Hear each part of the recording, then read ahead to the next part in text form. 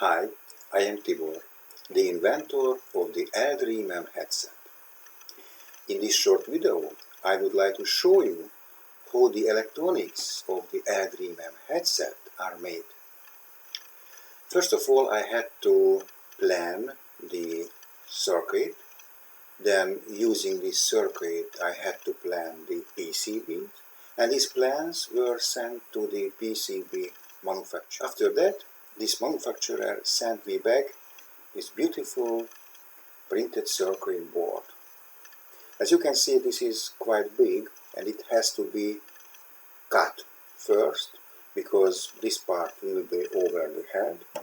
It will contain the main electronics, and the other parts will be around the head, since there will be the sensors. Let's start.